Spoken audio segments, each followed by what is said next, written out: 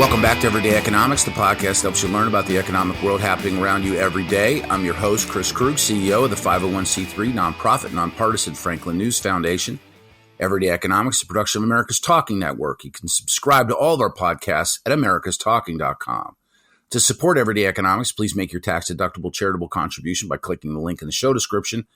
We are recording today's episode on Wednesday, March 13th, and joining me as always, my friend and partner, Dr. Orphe Divounguy, PhD economist. Dr. O, couple key pieces of data rolled out within the last, I guess, let's call it a week. The disinflation report and the employment report.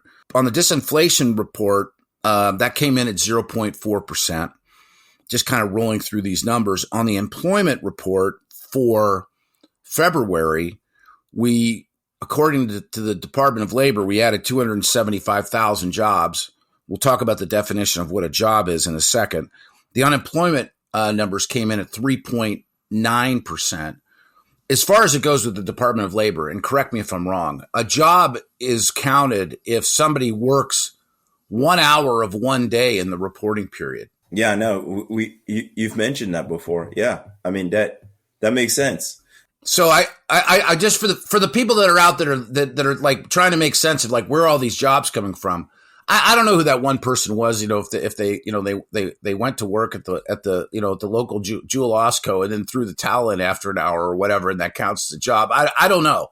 Look, there are two surveys. You got a payroll survey, so and you have and you also have a household survey. And so on one hand, you're looking at jobs from the perspective of employers. On the other hand, you're looking at jobs from the perspective of households. And when you look at the two surveys, there's been a growing gap between the two, right? We have what people say they're working, and people have generally been a little bit more pessimistic, I want to say, as of late. I'm raising my hand. Yeah, you're a forever pessimist. And then not really. And then you have what employers are basically reporting to be true. And let me tell you what's happening, at least what we think is happening in the labor market right now. We got higher employment, continued persistent employment growth, to some extent, slightly faster growth than before the pandemic still, even though I think things are slowing. We even had some revisions, downward revisions to the numbers. So yeah, things are still slowing. Employment growth is slowing, but it's still pretty good. You have a unemployment rate that was at 3.7%, super low, and that's gone up to 3.9%. So slight increase in the unemployment rate. But by the way, let me just tell you something. The labor market is still very, very tight. What does that mean? It means people have jobs, and people who are actively looking for work are finding work. They're finding work very fast. In fact, that's what we would call, as economists, we would call this full employment. In other words, the only people that are out of work are the people that are basically searching, that are churning, right? That you get a little bit of, churning in the labor market. That's it. It's very, very, very easy today to lose your job and find another one. Good people are always hard to find. I wonder in those stats, which it's hard to peel the numbers back. I mean, the people that are looking for jobs and finding jobs, are they, in your estimation, are they kind of at, lower wage points? Are they like sort of a middle wage point? Are they at upper wage points? Or would you say it's across the board? No, I would say it's somewhat across the board, but I think there's more pressure at the lower end of the pay distribution. All you have to look at is like the wage growth in service jobs, right?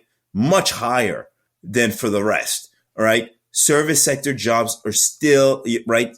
The service sector is still hiring at a torrid pace. It's cooled for sure when compared to last year or the year before, but you're looking at healthcare. You're looking at even government sector jobs. Government sector jobs still hiring at a pretty decent pace. The employment report shows government employment picked up 52,000 jobs. Healthcare, 67,000 jobs. Social assistance, 24,000 jobs. We got the transportation and warehousing, 20,000 jobs in February. Then you have the construction sector, which basically is suffering from major labor shortages, right? Picking up 23,000 jobs. Those are good jobs, I think, in the construction sector, because if, builders are trying to build housing to keep the price of housing down. And guess what? They can't do that unless they have workers with the skills to keep building. And so, hiring in that sector, very important that we continue to see people going into that trade. You look at retail trade, right? Picking up 19,000 jobs tells you the consumer is still spending, right? So we have a strong, what I would call a strong employment report, but it's not an inflationary employment report. I think that's a key distinction to make. I think a lot of people, including at the Fed, were looking at the wage growth number. Every time the jobs report comes out, they look at that wage growth number to figure out whether wage growth is accelerating again, right? Because we know that, there's a relationship between wage growth and inflation and consumer price inflation. Look, if wages are increasing really, really fast, people are likely to go out and spend some of that money, and that could cause inflation to accelerate, right? But also, the reason why wages are increasing really fast could be two things. It could be that workers are becoming more productive, right? And it could also be that workers are negotiating higher wages because they're observing increases in consumer prices, right? And so you see, I just broke down this relationship here for our listeners, right? This idea that wage increases are connected to price increases. And then if prices are rising really fast, I go out and negotiate a much higher wage. And so the Fed is looking at wage growth. The markets, investors are looking at wage growth, for signs that maybe inflation could be reaccelerating. And guess what? In the last employment report, what they learned is that wage growth is still moderating, right? And so wage growth actually eased to 0.1% in February, down from 0.5% in January. So what that tells me, oh, by the way, we also have some productivity gains in Q4 of last year that are probably, happening right now in the economy. And so what that tells me is that we have jobs and inflation is still easing, potentially going to continue to ease.